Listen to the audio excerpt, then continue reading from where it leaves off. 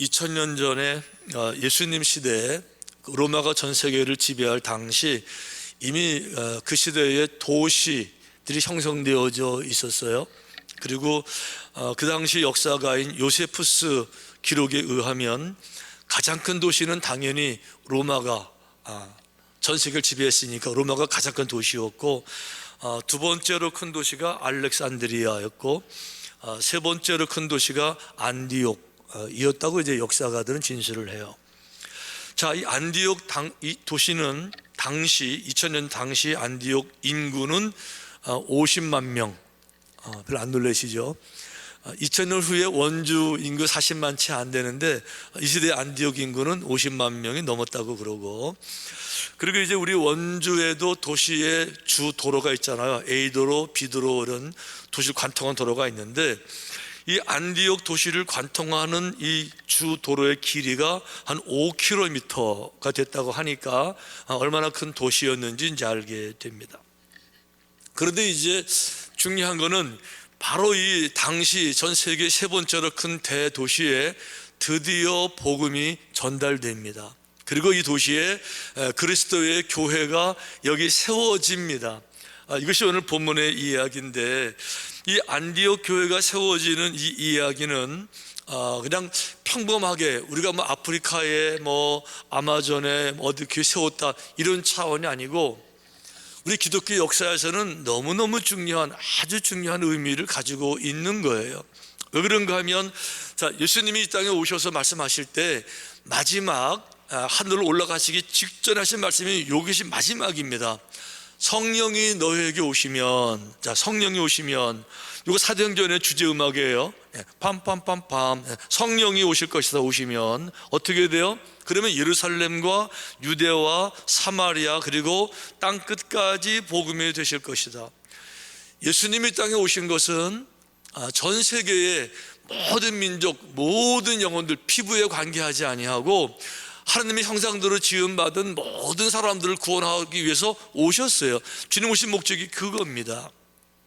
그런데 이제 그동안 그 이스라엘 예루살렘 교회는요, 유대인들만의 예수님을 생각한 거예요. 그래서 아시는 것처럼 오순절도 그 예루살렘 다락방 안에서 만들어졌고요, 오순절 끝나고 난 다음에 베드로 설교도 모두 다 유대인들만의 대상입니다. 듣는 사람들도 유대인들만 들은 거예요. 그리고 이제 그동안에 그 이방인들도 몇 사람 은혜를 받고 돌아오긴 했지만, 그분들도 사실은 유대 문화 가운데 들어온 사람들만 은혜를 받은 겁니다. 예를 들면 이디오피아 내시는 아프리카 사람이었는데 이스라엘을 방문했다가 거기서 은혜 받은 거잖아요. 그리고 지난번에 공부했던 그 로마 백부장 고넬료, 그분도요, 그 이스라엘 땅에 살면서, 유대 땅에 살면서 그들 문화에 동화돼서 지금 은혜를 받은 거잖아요. 그런데 안디옥은 그런 게 아니에요. 안디옥은 유대 문화와 전혀 관계없이 이스라엘 사람들이 교회가 부흥되는데, 이 교회가 선교를 안 하니까, 교회 목적은 선교인데 선교를 안 하니까 하나님께서 그 목적을 이루기 위해서 선교의 또 다른 전략을 세우시는데, 그것이 뭔가 하면 스데반 집사의 순교 사건이잖아요. 그러니까 이제는 이 복음이 땅끝으로 나가야 되는데, 자기들끼리, 우리끼리, 유대인끼리 이렇게 하니까 그 땅에 순교를 학대, 핍박을 통해서 이제 믿음이 좋은 집사님 하늘로 올려보내는 이 과정을 통해서 남아있는 기독교인들이 이제 그 핍박을 피해서 흩어지게 되면서 전 세계로 흩어지게 되는데, 그 중에 일부가 이제 안디옥으로 이제 도망을 온 거잖아요.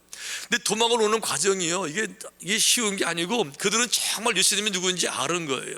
그러니까 예수님을 포기하게 되면 자기 고향에서 편하게 살 수 있음에도 불구하고 내가 만난 예수 그리스도 정말 포기가 안 되는 거거든요. 그러니까 내 마음에, 내 인생에, 내 삶의 구세주 예수 그리스도, 나는 주임을 부인할 수 없습니다. 이런 사람들이 재산 다 버리고, 자기들 땅 다 버리고, 재물들 다 버리고, 평생 살던 집 거기 다 놓고, 친구들 다 떠고, 그리고 이제 그 타지 다른 나라로 도망을 갔는데, 안디옥까지 도망가서 무슨 생각하는가 하면, 불평하는 게 아니에요. 꼭 이렇게 예수 믿어야 돼? 이런 것이 아니라, 주님께서 왜 우리를 이곳으로 보내셨을까? 당연히 복음을 전하게 하기 위해서. 이거를 깨달아 아니까 그들이 거기서 복음을 전하면서 교회를 만들어낸 거예요.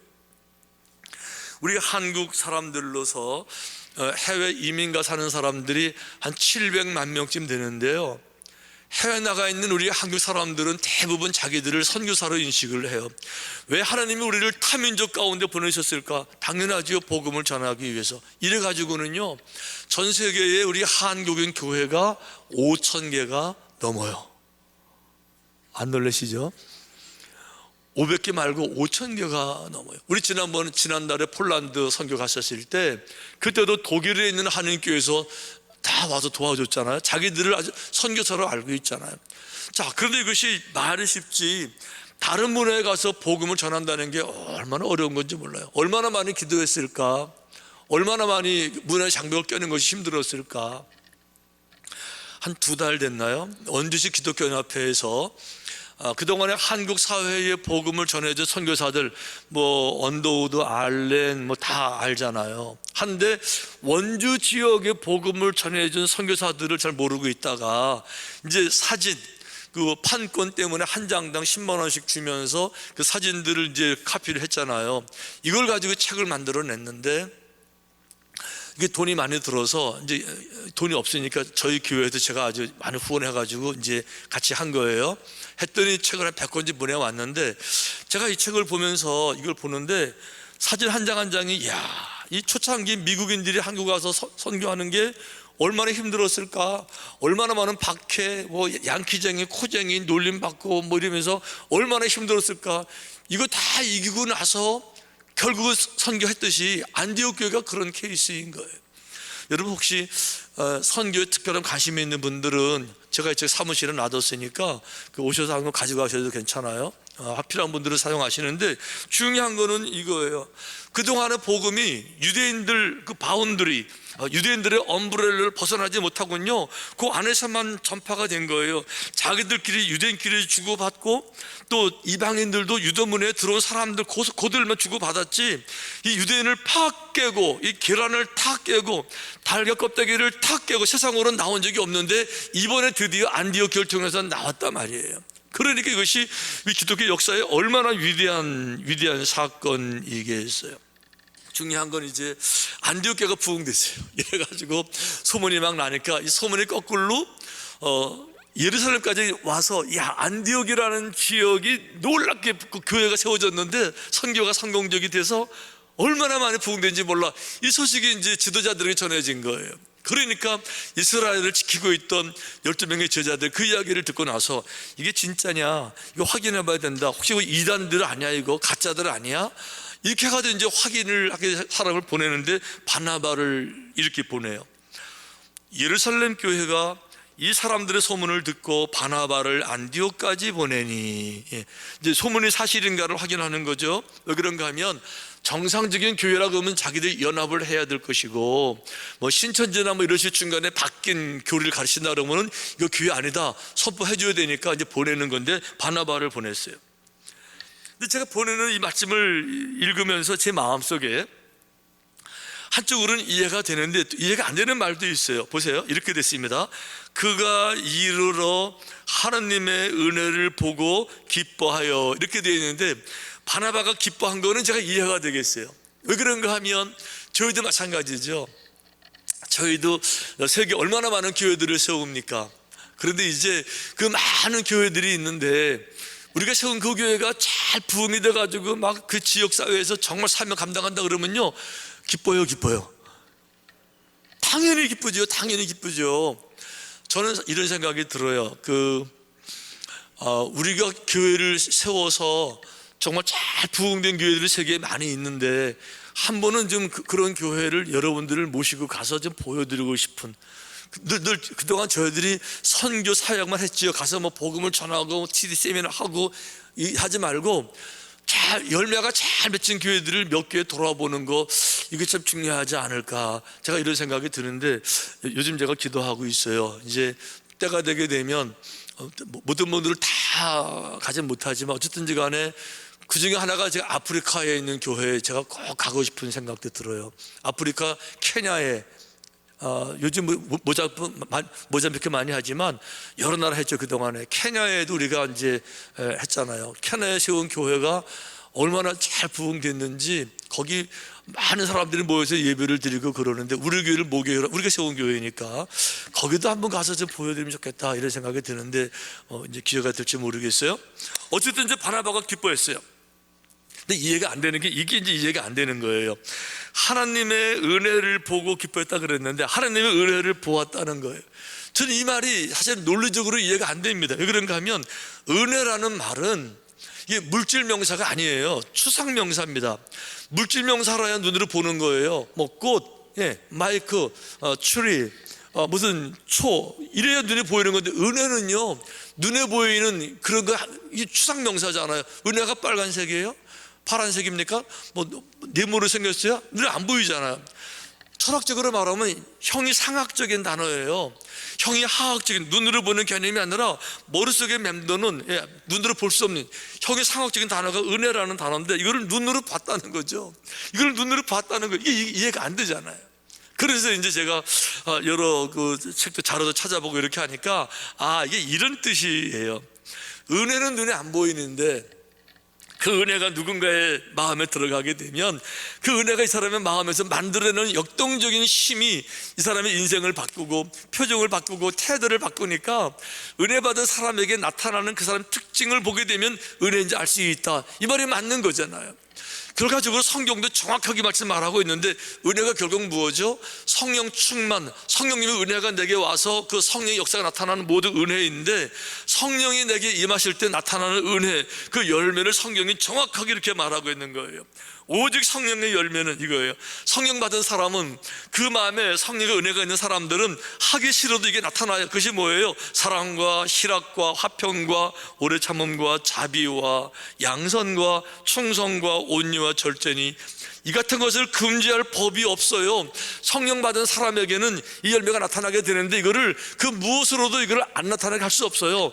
성령 안 받은 사람은 안 나타나겠지만 일단 받으면 이거는 나타나게 되어 있는데 그것이 뭐냐고요? 그것이 뭔가 하면 신실한 정말 사랑의 마음이 생기는 것. 억지 사랑이 아니라 정말 사랑이 생기고요, 억지 강제로 만들어내는 기쁨, 희락이 아니라 정말 마음 저 깊은 곳에 늘 즐거움, 기쁨, 감사가 있게 되는 거고요, 늘 화평, 늘 자유롭고 안정을 누리고 위로를 누리는 기본적인 또 양선, 온순, 함부로 혈기를 부린다든 이것이 아니라 말을 한마디 해도 늘 부드럽고 늘 미소를 띄우고 이런 것들이 은혜 받은 사람 모습에 나타난다는 거잖아요. 오래 참을 줄 알고 힘들고 어려워도 또 인내하고 참을 줄 알고 이런 모습들.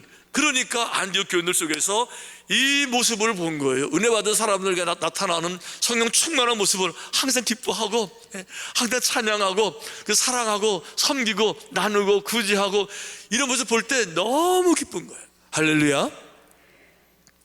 그런데 이 반대 케이스도 있어요.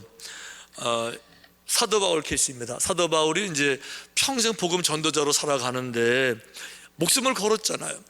그 중요한 거는 내가 전도하지 않았는데, 내가 선교하지 않았는데 여기 어떤 교회가 세워졌다는 말을 들었어요. 얼마나 신기하고 얼마나 반갑습니까? 그래서 거기를 가보고 싶어서 누구에 의해서 복음이 전달됐을까? 거기를 찾아가는데 그게 어디냐? 바로 에베소 교회 초창기 얘기입니다. 에베소 지역에 그 교회에 있었어요.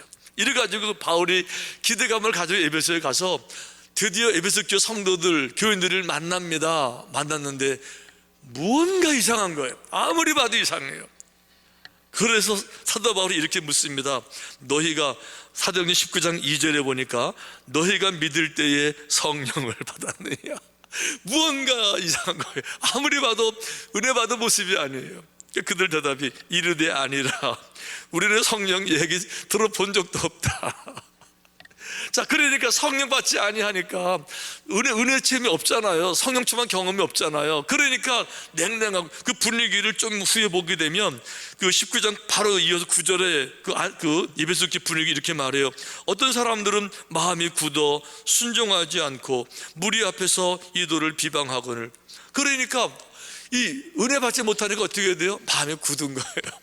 마음에 응어리들로 가득 차 있고 딱딱하고 강팍하고 은혜 받지 못하니까 그런 마음이 있고, 거기다가 당연히 순종하지 않죠. 다 내가 최고고 그래서 자기 주장하다가 큰 소리 치고 싸우고 얼굴 붉히고 자기 말 안 통하면 기분 나쁘고 뭐 이런 순종하지 않고, 거기다가 비방을 할 게 따로 있지. 사람들을 향한 비방은 이해가 돼요. 도를 비방하는, 말씀까지 비판하고 이렇게 되는 거예요. 어떤 사람들, 이상한 사람들, 분명히 교인인데 주님을 찬양 예배도 드리는데 성령세계 은혜색을 모르는 사람들은 이런 모습 당연히 사람들 눈에 띄지잖아요. 그런데 지금 이 바나바 눈에 띄는 것은 뭔가 하면 그런 게 아니에요. 은혜 받은 사람들 속에 정말 성령 충만하고 사랑이 자기들끼리 정말 사랑으로 하나가 되고 그 즐거워하고 섬김 봉사 이걸 볼 때 너무 감격하고 기뻐할 수밖에 없는 거죠. 예루살렘 교회 흉년 기근이 들었습니다. 그래서 그 어려움 당한 소식을 안디옥 교회 성도들이 들었어요. 근데 듣고 나서 그냥 있는 것이 아니라 그 이스라엘 교회를 위해서 특별한 금을 해가지고 보내주더라고요. 여러분, 이게 지금 우리가 모잠비크를 위해서 특별 헌금합니다 이런 차원이 아니에요. 성탄절 사랑의 쌀 헌금합니다 이런 차원이 전혀 아니에요. 왜 그런가 하면 당시 예루살렘에 있는 유대인들은요 특별한 사람들입니다. 어떤 사람들이요? 선민 사상으로 찌드는 사람이에요. 자기들의 최고자는 사람이에요. 유대인들은요.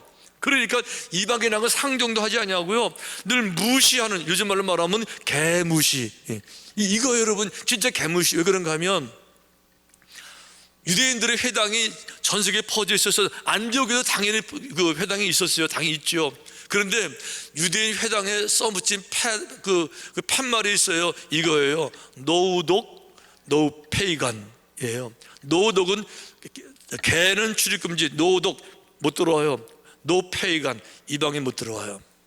그러니까 이방인과 개는 감히 회당에 못 들어온다 이거예요. 이게 유대인들의 처절한 아주 추철한 그 율법 정신, 그런 정신이거든요. 실제로 나중에 이런 일이 생겨요. 나중에 베드로도 안디옥 교회를 방문합니다. 이 교회를 나중에 와요. 이제 왔는데 성경이 이렇게 되어 있어요. 갈라디아서 2장에 보니까 게바가 안디옥에 이르렀을 때에 책망받을 일이 있기로 내가 그를 대면하여 책망하였노라. 이 게바가 베드로 말하는 거거든요. 그 사도 바울이 바울을 향해서 막 책망했대요. 왜 책망했어요? 야고보에게서 온 어떤 이들이 이르기 전에 게바가 이방인과 함께 먹다가 그들이 오매 그가 할례자들을 두려워하여 떠나 물러가매. 그러니까 이방인과 밥 먹는 것만 들켜도 막 비난받을 정도로 유대인 사회에서 이방인들을 이렇게 개무시하는데 우리를 무시하는 그들이 어렵다고 헌금해서 보내줘요?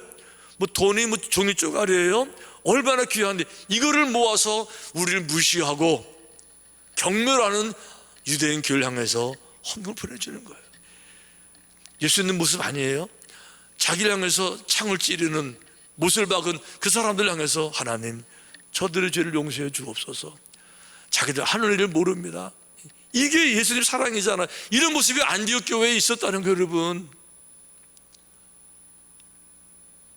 제가 미국 처음 갔을 때 하와이로 이제 갔는데 한 달 지나가지 않았을 때인데 하와이 다 낯설지만 그 하와이 바다가 얼마나 아름다워요. 야, 이제 하와이 바다 이제 수영해보자. 이제 바닷가 갔는데 진짜 폴리네시안 남태평양 바다 너무 아름답더라고요. 깊은 데도 아니고 한 무릎까지밖에 안 오는 얕은 바다 이제 갔는데 거기에 세상에 큰 고기 한 마리가 왔다 갔다 해요. 너무 제가 잡고 싶어서 제가 살살 물가로 이제 몰았어요. 이렇게 살살 몰으니까 이제 물가로 이게 쫓겨 가더라고요. 제가 마지막 순간에 두 손을 탁 펴서 배구하듯이 이제 고기를 탁 쳐가지고 이제 모래 바깥으로 이제 던지려고 탁 치는데 물장구가 팍 일어나는데 탁 치는데 그 순간에 세상에 그냥 그 불이 난 것처럼 총 맞은 것처럼 제 손바닥이 얼마나 아픈지 그냥 너무 아픈 거예요. 제가 그래서 아우 하면서 이제 얼른 들어보니까 세상에 제 손바닥에 구멍들이 뻥뻥 뚫려가지고 피가 막 솟아나는 거예요. 이렇게 사방에 하고 보니까 저 고기가 뭔가 하면 보고였어요. 보고. 저는 그때까지 보고를 사진으로만 봤지 바다에서 직접 물속에서 보고를 본 적이 없었어요. 물속에 가게 되면 보고들이요 이 비늘을 다 감춰가지고 비늘을 안 보여요. 보통 고기랑 똑같이 보여요. 잘 안 보여요. 그런데 위험할 때 쫙 피는 건데 저는 보고를 바다에서 처음 봤으니까 그냥 고기인 줄 알았었어요. 이래가지고 그걸 탁 쳤으니 세상에 그 보고 가시가 얼마나, 여러분들 중에 좋아하는 분이 계시는 것 같아요. 근데 보고가요, 가시를 탁 펴서 찌를 때는요 얼마나 아픈지 몰라요. 누군가가 나를 찌를 때는요 얼마나 아픈지 몰라요. 근거 없는 비방하고 흉보고 나쁜 얘기 하고 다니고 그것도 다 온라인에 올리고 그러면요 정말 가시에 찔리는 것 같아요. 그래야 그런 것을 맨손으로 들으려고 그러면, 옮기려고 그러면은 내가 못해요, 아파서. 그런데요, 상대방이 이렇게 가시를 내게 들이대고 나를 찔러도 그걸 옮기는 방법 한 가지가 있어요. 맨손으로 보고를 치지를 말고, 예를 들어서 손에다가 물을 가득 담아서 보고를 띄우면요, 물의 부력 때문에 보고 가시가 내 손에 닿지 않고도 얼마든지 옮길 수가 있는 거예요. 이 손에 물을 담는다 무슨 얘기죠? 은혜를 말하는 거예요. 손에 은혜를 담듯이 내 마음에 은혜가 담기면, 내 마음에 주님의 정말 성령 충만한 그 사랑이 정말 넘쳐 흐르면, 내 마음에 나를 용서하신 주님의 은혜가 정말 느껴지면, 나는 저 사람보다 훨씬 어리석고 훨씬 극악하고 훨씬 야비했고 훨씬 무서웠던 내 과거가 생각나는 사람이라면, 그 용서받은 은혜가 내게 있는 사람이라 그러면 아무리 내게 가시를 찌른 사람도 내 은혜의 물에 그를 띄워서 옮기게 되면요 상처받지 않고도 그를 대할 수가 있는 거예요. 그런데 안디옥 교회 성도들에게는 그 은혜가 있었다는 거죠. 아멘. 그러니 자기들 향해서 노독, 노페이간, 걔하고 똑같은 등급에 나와서 걔하고 이방에는 못 들어온다고 써붙인 그 교회를 향해서 구정금을 보내는 거예요. 이게 믿음이죠. 이게 사랑이고 이게 능력 아니겠습니까? 이 성탄절에 우리에게 회복될 것이 있다 그러면 그것이 뭐겠어요? 오늘 안디옥 교회 이야기는 저는 어떤 생각으로는 그런 생각이 들어요. 예루살렘 교회가 모든 세계 교회의 모범이지만 우리 삼천교회 입장에서는 특별히 안디옥 교회가 더 우리에게 맞다. 우리의 정말 모범이 될 수 있겠다. 어떤 점에서? 세계를 바라보는 점에서. 예루살렘 교회는 세계를 나가게 될 때 억지로 나갔어요. 강제로 나갔어요. 핍박받고 나갔어요. 안디옥 교회는 자발적으로 또 선교사들을 보내면서 억지로 선교하는 것이 아니라 이 믿음의 능력. 정리하십시다. 선교부는 교회의 많은 부서 중에 하나가 아니라 전 세계를 바라보는 성경 교회의 근본적인 사명인 줄로 믿습니다.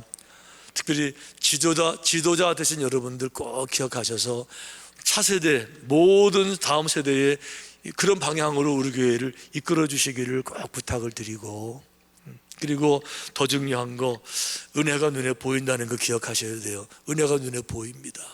에베소 교회처럼 예수 믿는 이상해, 마음들도 굳어져 있고 협력도 안 되고 비판은 많은 것 같고 이런 거 아니고 은혜가 눈에 보이는 거죠. 전 최근에 아주 감사한 시간을 보냈는데, 우리 얼마 전에 힐링타운 이제 전국 뉴스로 나갔잖아요. 많은 분들이 이제 제게 전화를 해서 그런 얘기해요. 어떤 분이 그런 얘기 하더라고요. 목사님, 내가 그 뉴스 다 훑어봤는데 와, 그 교회는 주님의 특별한 은혜가 있다는 것이 느껴지네요. 삼천교회는 주님의 특별한 은혜가 있다는 것이 우리를 안아본 사람들도 밖에서 보면서도 느껴지네요. 그 말이 왜 이렇게 은혜가 되죠? 그 말이 왜 이렇게 위로가 되죠? 우리 어제도 힐링타운 가서 이제 관리 권사님 숙소 입주 예배 드릴 때도 정말 아주 드디어 누가 거기 살면서 따뜻한 방에 살면서 이거 볼 때 너무 감사했는데, 앞으로 계속 우리 교회는 은혜가 넘치는 교회, 여러분 모두도 은혜가 보이는 성도, 그런 복된 삶이 되시기를 주님의 이름으로 축원합니다.